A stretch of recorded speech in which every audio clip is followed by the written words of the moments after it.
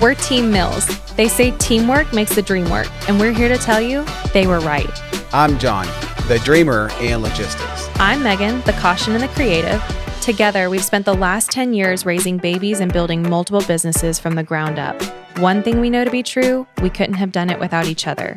From late nights to early mornings, failures and successes, and the unbelievable joy of seeing our dreams come to life, we live and breathe entrepreneurship, and we know firsthand just how much work it takes. But we're not only business partners, we've been married for 10 years and have 4 beautiful kids who we homeschool in East Tennessee. We want to instill these life skills and values in our children and do life alongside them. We believe life is better as a team in every area. No one can do it alone.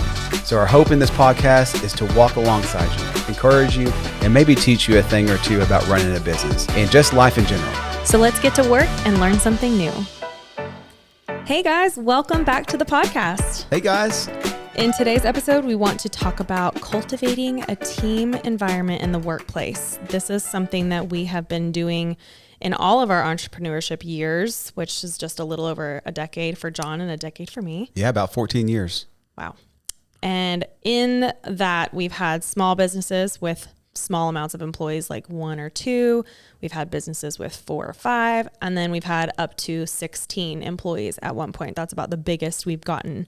And in all of those, big and small, we have always worked really hard to make that team environment live in our atmosphere. And we're going to talk to that today. But first, we need to do our community spotlight, like always. And if you are new around here, at the beginning of every podcast, we jump in and share someone we are grateful for following along and being a part of our community on Instagram, and just someone who is encouraging us and always taking time out of their day. Well, maybe it doesn't have to be every day, but we see them. They're constant, pretty consistent in our messages. And so we take time to shout them out. And today is Kelsey Brucker. I hope I'm pronouncing her last name right. We were just talking about how difficult it is to know if we're pronouncing people's names right. So if I ever mistake it, I'm so sorry. Don't take offense to it. But she is always in my DMs motivating me with encouragement, especially around fitness type stuff. I can tell she's also like a workout kind of junkie, which I wouldn't call myself a workout junkie. I go through phases. Let's be real. I do too, so it's okay. But whenever I am in one of my phases, she's always there to encourage me and cheer me on and send hot fire flames emojis and all kinds of things to keep me going. And you will appreciate Kelsey, because recently I did a behind the scenes story at the Cookie Crate in my office, and she DM'd me immediately and was like, hey, just so you know, there's some spoiler alerts, because it was behind the scenes stuff for Cookie Crate for the next box. And she was like, I can see some stuff on the top corner of that paper. Ooh. And so I jumped to delete it off as quick as I could. Only like 71 people had seen it at that point. So it was really early on. But I was like, oh my gosh, Kelsey, you win a trophy. Yeah, she's my favorite right now. So I am a stickler about making sure there's nothing in the background that people should not see. Anna, who you guys heard in our last episode, our photographer, and Haley, we both joke, John's QC. He's quality control. So anytime we have a photo shoot, we're always like, where's John? We need QC around here, making sure it looks good. But yeah, he's always getting on me. So thank you, Kelsey. You saved the day. And also, I'm just so grateful for you to just be such a motivator and encourager and take time out of your day to message me. So we appreciate you. Let's do something fun. Okay. Recently, Haley did some content at the Cookie Crate on me. And by the time this podcast airs, it will be live. So I'll make sure to reshare it to my stories for those who may not have seen it. But there is an age gap. Haley's 22, I'm 31, and she likes to giggle and make fun of me sometimes because I don't understand some of the Gen Z sayings that they have right now. Like, I just don't get the lingo. Mm-hmm. And so she thought it would be fun to make, I think she was turning into like a reel or an IGTV, but content based around asking me a list of Gen Z sayings and seeing if I knew the answer to them. And I made such a fool of myself. Of course not. You're not that old, are you? Yes, babe. Have you heard? I thought you were hip. Okay, well, we're going to find out if you're hip today, because I am going to ask John 5 of these. Like, she asked me a list of like 11. And I got a few right and a lot wrong. But I'm going to ask you only 5, and we'll see if you're hip since you're talking smack over there. I'm pumped. Bring it, babe. Let's see what we got. You're so cocky. But I also thought it'd be fun to kind of include everyone on this. So I had an idea take a screenshot of this episode as you're listening, repost it to stories after you're done, post it on Instagram once you're finished listening to us, and then tag me, and then put on there 1 out of 5, 2 out of 5, 4 out of 5, 5 out of 5, whatever, however many you get right. And I'm going to pick somebody to send a $15 Venmo to. Score does not matter. Score does not matter. I don't care. The winner could be a person who got 1 right. I'm just randomly going to pick someone who reshares this episode to their Instagram stories, tags me, that's important, or I won't see it, and shares the score. Okay, are you ready? I am. Okay. I'm getting nervous. I'm giving you an easy one to start off because this is one that I actually say all the time now because Haley taught it to me very early on and I actually really like it and it's stuck around. Pop off. There's a lot of crickets in here right now. Pop off. Pop off. You're doing a great job. Oh. Is that right? Yes, that is What? right. That's awesome. 1 for 1. I'm 40. I don't act like it. Oh my gosh. The funny story about this saying too is that Haley said it to me through the very first time she said it to me was through Instagram, and she DM'd me to something that I was doing and said, pop off. And I texted her and I said, why are you telling me to get off Instagram? And she wanted me to pop off the app. That's horrible. So that just goes to show you my age. I would love to see her reaction when she read that. She probably cackled. Yeah. Okay, you ready for your next cackled. one? Yes. I cackle because I don't know the answers to these and I'm a grandma, apparently. Okay. Say less. Say less. That you are right. Basically, kind of. It's more like say no more. It's like, hey babe, do you want to go get that you agree tacos? with it? No. Oh. Like, you want to go get tacos? You'd be like, say less. Like, I'm in. Like, don't say gotcha. anymore. I'm in. That kind of thing. Say less. Yeah. I'll start using that. I would love for you to start incorporating these. I'll use them totally wrong. It'd be so embarrassing. It would be. I did actually with one of these that I'm going to ask you. And Haley was like, no, Megan, that's not right. Okay. You ready for next? Yes. Catch these hands. Catch these hands. Mm-hmm. Man, that's a hard one. I know. I can't remember what my answer was for this. Do you understand what I'm throwing down? Right? Is that it? I hope there's people watching this on YouTube so they can see the video of this right now. If not, fast forward on YouTube. Oh gosh, please don't. Was that not right? No, Oh. but your hand motions were the Oh, best. It is catch these hands is like you're about to start a fight. So you're like putting up fists. You're like, it's like catch these hands. I don't know if people actually like say that when they're about to fight, but basically it means like we're about to throw down. Yeah. Catch these hands. Like I'm coming at you. I've never seen that on UFC. Do you hang out with a lot of Gen Jordy. Zers, babe? No. Okay, well, that's No, probably why you've never I'm seen not. it. Okay, are you guys listening? Are you 1 for 1, 0 for 3? Like, what are we at here, guys? Make sure you're keeping track of your scores. Okay, got another one for you. Bop. Bop. Well, I would say bop. That's exactly what I did to Haley when she asked me.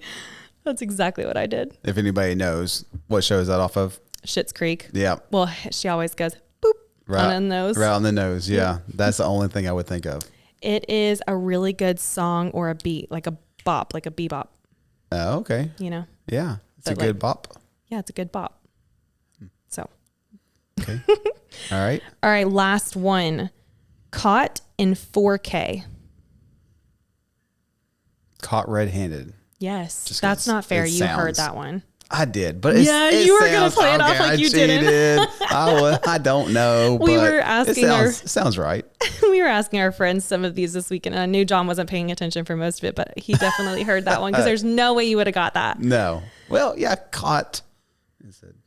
I didn't don't know know. what I thought Yeah. it was. I was very confused. Yeah, I wouldn't have gotten it.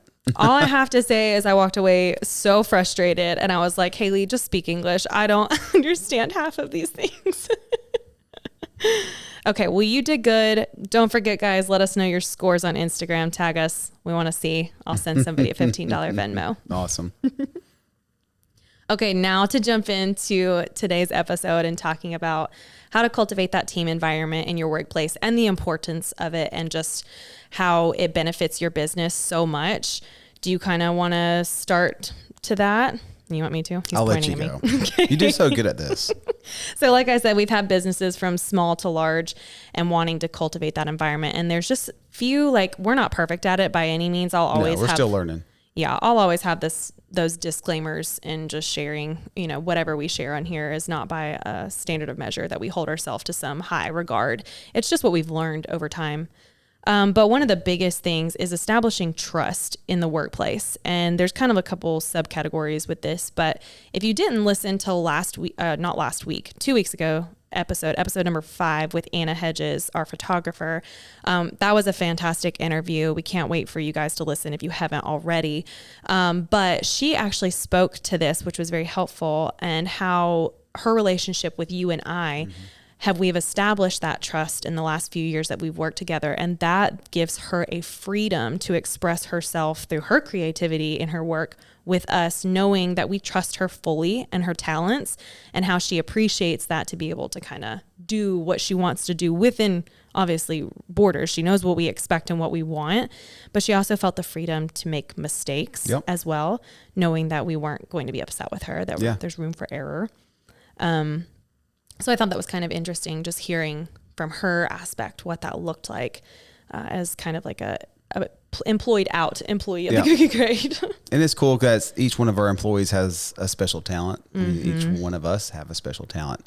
You just got to figure out what that talent is, and then just trust them with that and just see what they can do with it. Right. And once they realize that we do trust them, they, like you said, they just don't have the pressure on them. I always felt that as a person being a part of an employee in a workplace growing up, I always loved it when I got that kind of freedom. It felt kind of scary and daunting at times, knowing, okay, my employer is saying they trust me.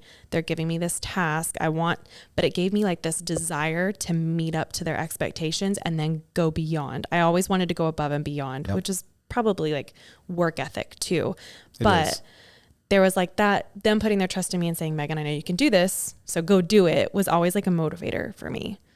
So there's a lot of benefits to that. But you have to have communication with your people as well. They need to know, not only do you trust them, to do their job that they're going to do, but do they also have your trust in terms of just having an open communication in the workplace? Like, are you someone they can come and talk to? And I think we're both really good about that. Even John, I feel like it's harder for him as a male in an all female environment. Yeah, that's a little bit tricky there. So it depends on, and I'm sure some of the females wouldn't want to say certain things to me, of course. So, but it works out really good that you can jump in during those times and be there for them and be able to talk to them when they have, a situation arises or, needs a little bit more compassion that I might not be bringing to the table. And we do have more employees now, and we have people in those positions where if we're not there or it's not something they can come to John with, that we don't have HR. We're not at that point in our life, but we do have a general manager and just people who have really good bonds and relationships inside of Cookie Crate, at least.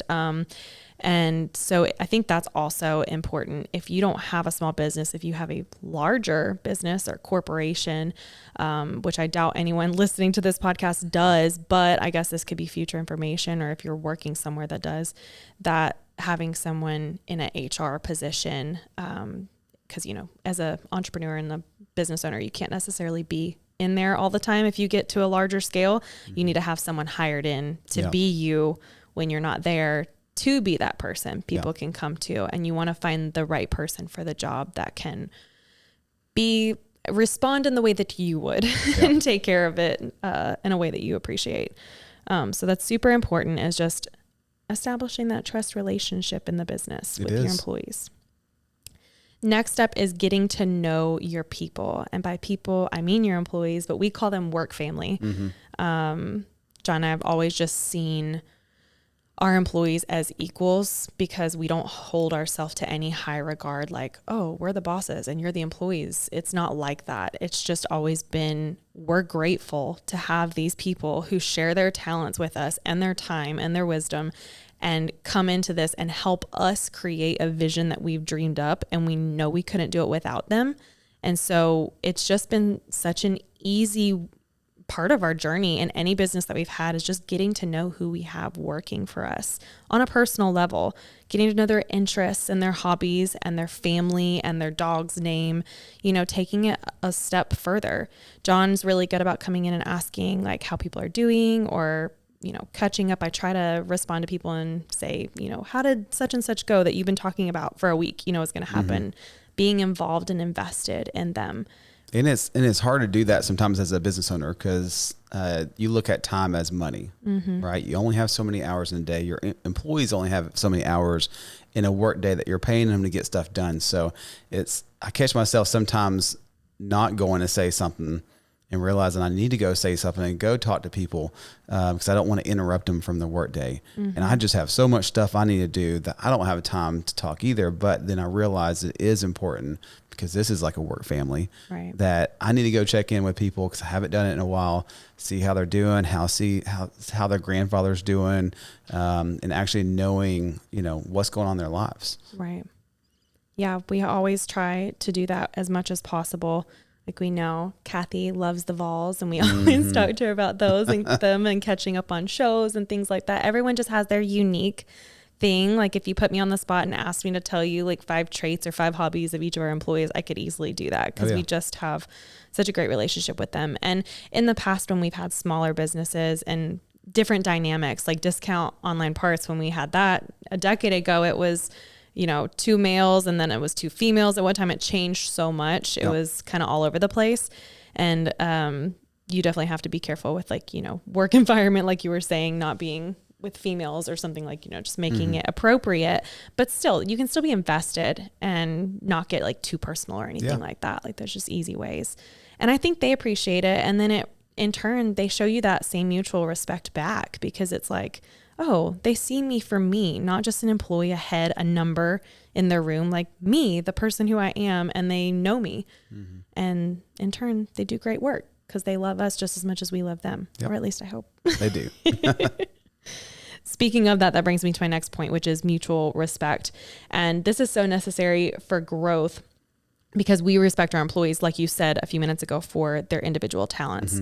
Like there's certain people who are really good at specific tasks. Some are more organized than others. Some are better at communication than others. They're just so unique and individualized that we appreciate them and respect them for what they can do. And we try to put them in those roles. And we've learned that a lot, haven't we? Yes, over the past? We have. Yeah. And I mean, it's not very uncommon for us to hire somebody, bring them in and then realize, okay, that's not the best spot for him, but you will be great over in this position.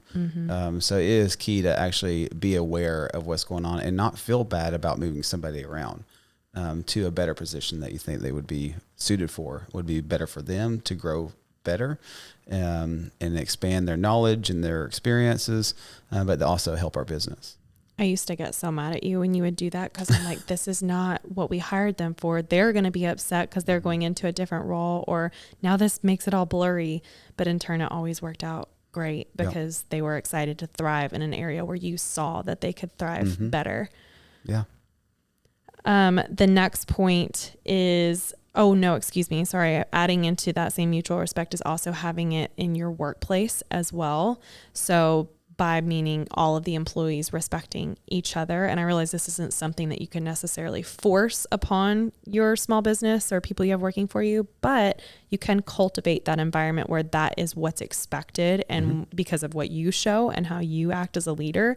But I love, love, love seeing the Cookie Crate family all together because they're all so tight and bonded and like they get together all the time. I think it was just in the office today. They don't invite me though, unfortunately. John didn't get invited to girls' night one time and he's bitter. Once.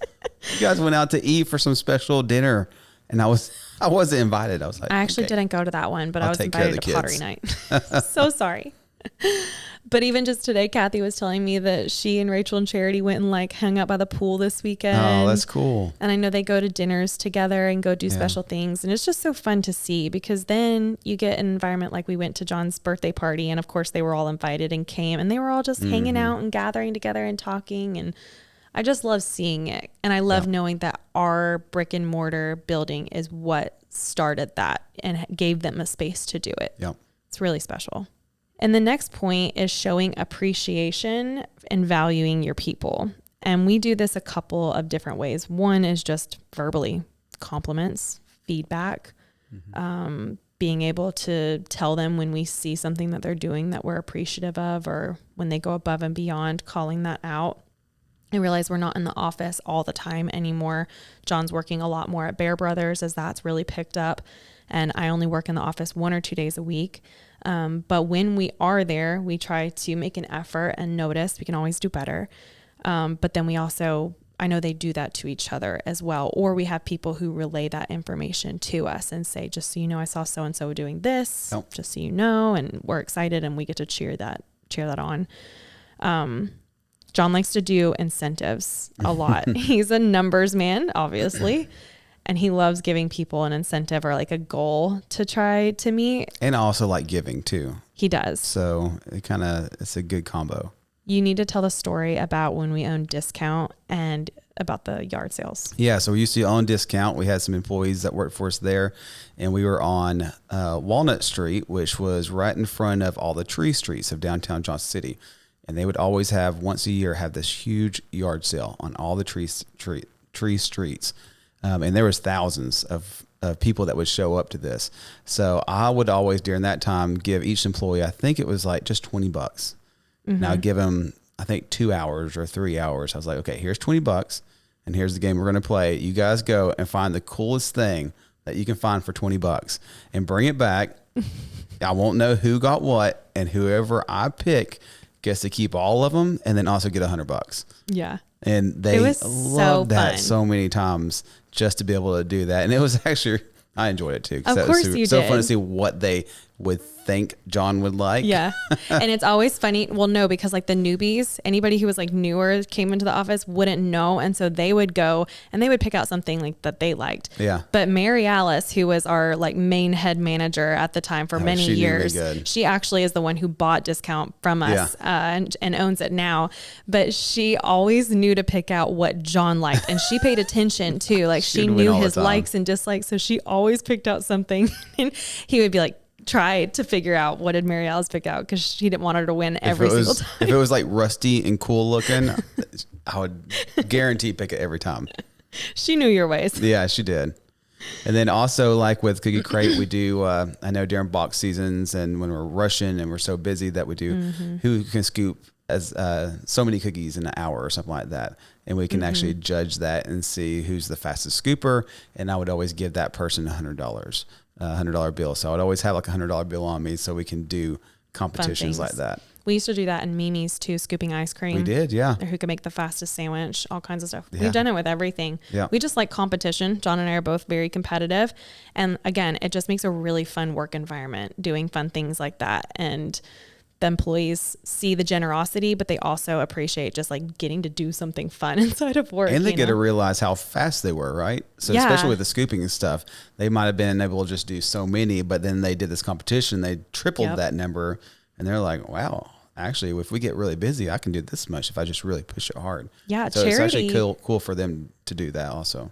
Charity and I raced each other back in the Valentine's Day box. They needed help in the kitchen. And so she and I raced each other on scooping cookie dough, and she kicked my tail.